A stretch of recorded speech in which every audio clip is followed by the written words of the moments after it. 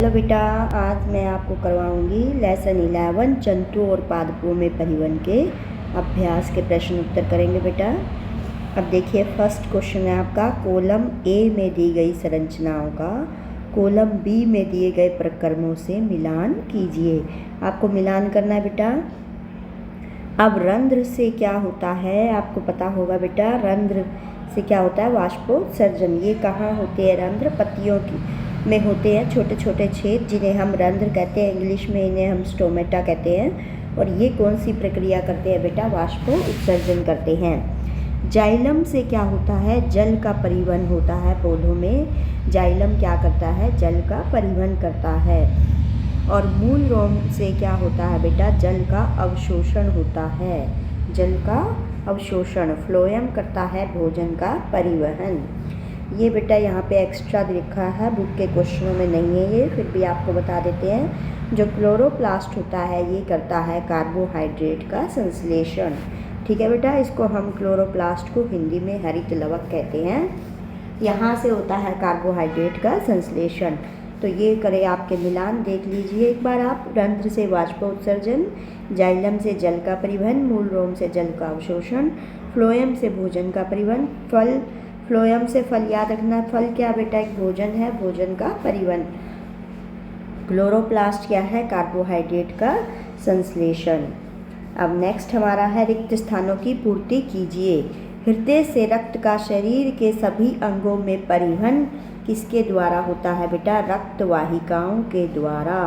हृदय से रक्त का शरीर के सभी भागों में परिवहन का मतलब क्या होता है? पहुंचना, एक स्थान से दूसरे स्थान पर जाना। तो रक्त जो हमारा खून होता है वो हमारे पूरे शरीर में बहता है, इसलिए हृदय से जब रक्त शरीर के सभी भागों में जाता है वो किसके द्वारा जाता है? रक्त वाहिकाओं के द्वारा। हीमोग्लोबिन कौन सी कोशिकाओं में पाया जाता है बेटा? लाल रक्त कोशिकाओं में पाया जाता है। धमनियाँ और शिराएं किसके द्वारा जुड़ी होती है? केशिकाओं के द्वारा। धमनियाँ और शिराएं जुड़ी होती है बेटा केशिकाओं के द्वारा। और धमनियाँ और शिराएं क्या होती है? ये रक्त की वाहिकाएं होती है। जो वह रक्त वाहिकाएं कही हैं हमने, वही दो उनके नाम हैं, धमनियाँ और शिराएं। हृदय का लयबद्ध विस्तार और संकुचन क्या कहलाता है बेटा? हृदय स्पंदन कहलाता है। हृदय स्पंदन। हृदय लयबद्ध विस्तार और संकुचन मतलब सिकुड़ता है, फैलता है। हृदय हमारा एक पंप की तरह कार्य करता है हमारा हृदय, और रक्त को शरीर के सभी भागों में पहुंचाता है। मानव शरीर का, यहाँ पर ये गलत दे रखा है बेटा, मानव शरीर का प्रमुख उत्सर्जित उत्पाद क्या है? मूत्र है। मनुष्य अपने शरीर से क्या निकालता है? मूत्र निकालता है। और भी चीज़ें हैं लेकिन ये प्रमुख उत्सर्जित उत्पाद है मूत्र। पसीने में जल और लवण होता है। कभी आपने पसीने को चख के देखा बेटा? कभी हाथ लग जाए तो देखना, ये होता है नमकीन सा, बिल्कुल पीना नहीं है, बस ऐसे चख के हाथ पे लगा हो, आप जैसे पूछते हो तो उसको चेक करना, उसमें नमकीन नमकीन लगेगा, वो होता है लवण। वृक्क अपशिष्ट पदार्थों को द्रव रूप में बाहर निकालते हैं, जिसे हम मूत्र कहते हैं। अब वृक्क क्या होता है बेटा? किडनी होती है हमारे शरीर में। 2 किडनी हैं जो हमारे शरीर से अपशिष्ट पदार्थों को द्रव रूप में बाहर निकालती है, जिसे हम मूत्र कहते हैं। वृक्षों में बहुत अधिक ऊंचाइयों तक जल पहुंचाने के कार्य में किसके द्वारा होता है बेटा? ये वाष्पोत्सर्जन द्वारा होता है। वाष्पोत्सर्जन द्वारा क्या होता है? पौधे में खिंचाव होता है बेटा, और जिससे जो पानी है वो पौधे के ऊपरी भाग तक पहुंच जाता है, ऐसे ही पेड़ों में पहुंच जाता है। अब है आपका सही विकल्प का चयन करिए। पादपों में जल का परिवहन होता है, ऊपर भी आपको बताया था बेटा जब हमने मैच किया था, जल का परिवहन होता है जाइलम के द्वारा, और भोजन का परिवहन फ्लोएम के द्वारा। और रंध्र में क्या होता है? वाष्पोत्सर्जन। और मूल रोम में क्या होता है? जल का अवशोषण। याद रखना बेटा, बार बार आ रही है ये बातें। मूलों द्वारा जल के अवशोषण की दर को बढ़ाया जा सकता है। उन्हें कहाँ, कैसे जल के अवशोषण की दर कैसे बढ़ा सकते हैं बेटा? पंखे के नीचे रखकर। कैसे बढ़ेगी? पंखे के नीचे रखकर। अब है, पादपों और जंतुओं में पदार्थों का परिवहन क्यों आवश्यक है? समझाइए।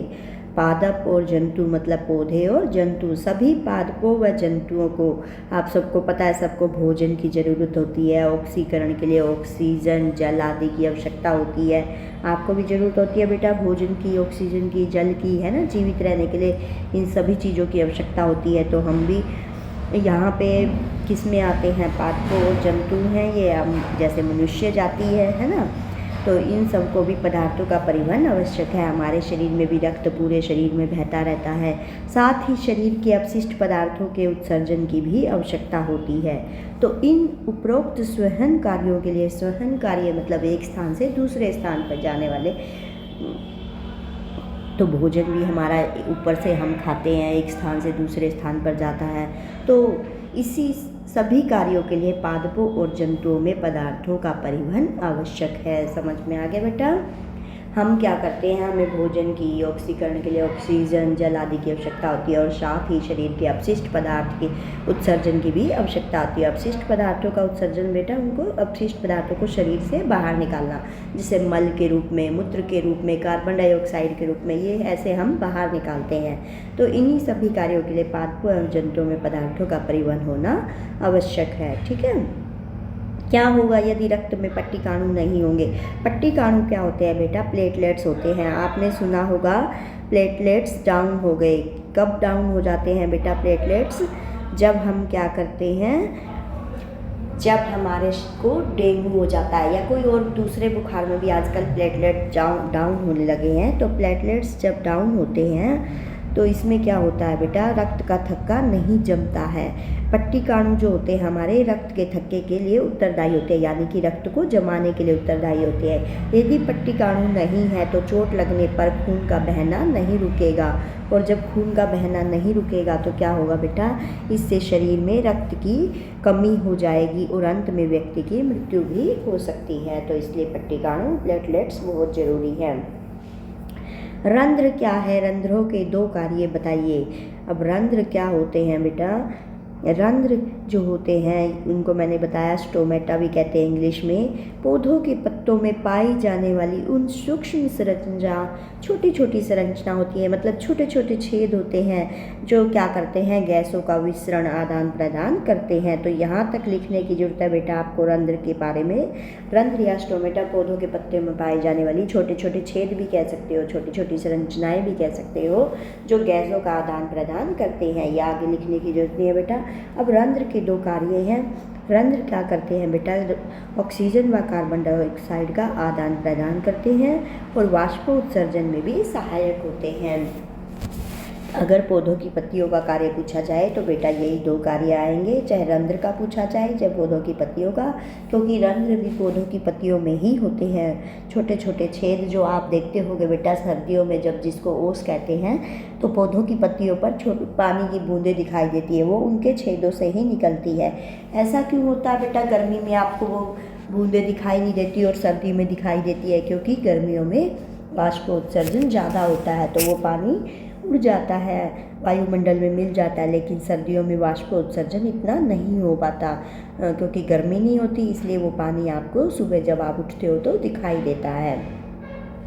क्या वाष्पोत्सर्जन पादपों में कोई उपयोगी कार्य करता है? हाँ, वाष्पोत्सर्जन पादपों में कोई उपयोगी कार्य करता है। क्या करता है ये बेटा?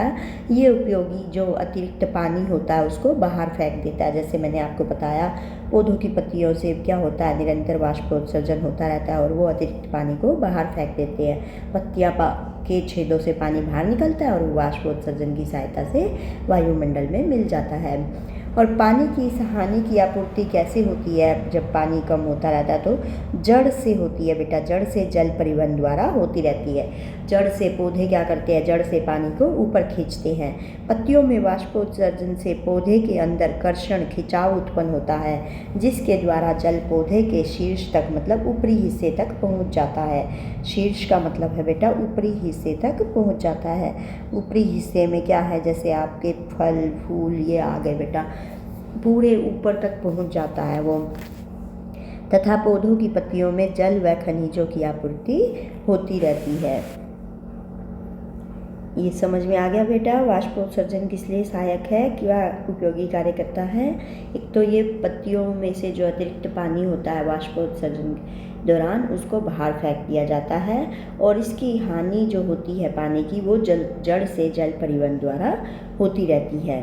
और इसमें क्या होता है, पत्तियों में वाष्पोत्सर्जन से पौधे के अंदर खिंचाव उत्पन्न होता है। कर्षण का मतलब खिंचाव, जिसके द्वारा जल पौधे के शीर्ष तक पहुंच जाता है और पौधों की पत्तियों में जल व खनिजों की आपूर्ति होती रहती है।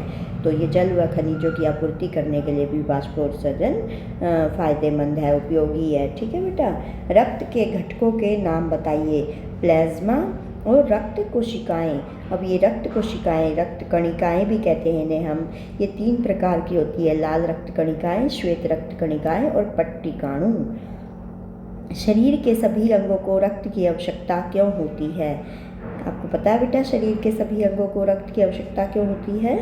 क्योंकि रक्त क्या करता है, शरीर के सभी अंगों को अवशोषित भोजन व ऑक्सीजन पहुंचाने का कार्य करता है। रक्त का मतलब खून। रक्त क्या करता है, शरीर के सभी अंगों को अवशोषित भोजन व ऑक्सीजन पहुंचाने का कार्य करता है। साथ ही रक्त उन अंगों से अपशिष्ट पदार्थ एकत्रित कर बाहर निकालने का कार्य करता है। तो अपशिष्ट पदार्थों को भी बाहर निकालता है, सभी अंगों को अवशोषित भोजन व ऑक्सीजन पहुंचाता है। रक्त शरीर के सभी अंगों को होने वाली बीमारियों से बचाकर रक्षक की भूमिका भी अदा करता है। तो क्या कौन कौन से कार्य करता है बेटा? ये सभी अंगों को अवशोषित भोजन व ऑक्सीजन पहुंचाता है, अंगों से अपशिष्ट पदार्थों को बाहर निकालता है, होने वाली बीमारियों से बचाता है। ये सब कार्य रक्त के हैं। रक्त लाल रंग का क्यों दिखाई देता है? रक्त की लाल रक्त कोशिकाओं में एक लौह तत्व व लाल वर्णक हीमोग्लोबिन पाया जाता है। लाल रंग का एक वर्णक होता है बेटा, जैसे पौधों की पत्तियों में हरे रंग का वर्णक होता है जिसे क्लोरोफिल कहते हैं, ऐसे लाल रक्त कोशिकाओं में लाल रंग का वर्णक होता है जिसे हम हीमोग्लोबिन कहते हैं। इसी वर्णक के कारण रक्त का रंग लाल दिखाई देता है या रक्त लाल रंग का दिखाई देता है। हृदय के कार्य बताइए। ये हृदय के कार्य हैं बेटा, शरीर के सभी अंगों तक ऑक्सीजन युक्त रक्त का परिवहन करना। शरीर के सभी अंगों तक ऑक्सीजन युक्त रक्त का परिवहन करते हैं और शरीर के सभी भागों से कार्बन डाइऑक्साइड व अन्य अपशिष्ट पदार्थों को शरीर से बाहर निकालने में हृदय सहायक है। कार्बन डाइऑक्साइड और अन्य अपशिष्ट पदार्थ को बाहर निकालता है हृदय और सभी अंगों तक ऑक्सीजन युक्त रक्त का परिवहन करता है। शरीर द्वारा अपशिष्ट पदार्थों का उत्सर्जन करना या अपशिष्ट पदार्थों को उत्सर्जित करना क्यों आवश्यक है? जब शरीर की विभिन्न कोशिकाएं अपना कार्य करती हैं तो कुछ पदार्थ अपशिष्ट के रूप में निर्मुक्त होते हैं। प्रायः ये पदार्थ विषाक्त होते हैं। विषाक्त क्या होते हैं बेटा? जहरीले होते हैं। इसलिए इन पदार्थों को शरीर से बाहर निकलना आवश्यक हो जाता है, वरना इन पदार्थों से शरीर को कुछ भी हानि होना संभावित होती है। तो जो हम अपशिष्ट निकालते हैं बेटा वो विषैले होते हैं, इसलिए इनको शरीर से निकालना आवश्यक होता है, नहीं तो हमारे शरीर को हानि भी हो सकती है। अब मानव उत्सर्जन तंत्र वृक्क का नामांकित चित्र। वृक्क मतलब किडनी। ये आपकी 2 किडनी दिखाई गई है बेटा और ये है हमारी मूत्र वाहिनी, इस तरफ भी है इस तरफ भी है और इसको हम कहते हैं मूत्राशय। मूत्राशय के नीचे जो आपको ये यहाँ पर दिख रहा है बेटा ये है मूत्र मार्ग। ठीक है, ये ऐसे थोड़ा सा आप चाहो तो लंबा भी बना सकते हो इसको ऐसे। और ये है हमारा मूत्र रंध्र, छेद मतलब, और ये है मूत्र मार्ग। ठीक है बेटा, ये है आपका, और ये बीच में जो है ये है मूत्राशय। यहाँ पर मूत्र इकट्ठा हो जाता है और मूत्र मार्ग से होते हुए मूत्र रंध्र के द्वारा बाहर निकल जाता है। यहाँ इसको कह सकते हो मूत्र रंध्र। ठीक है बेटा, ओके बेटा, बाय बाय। नेक्स्ट वीडियो में फिर से मिलेगी आपकी सुदेश मैम। बाय बेटा।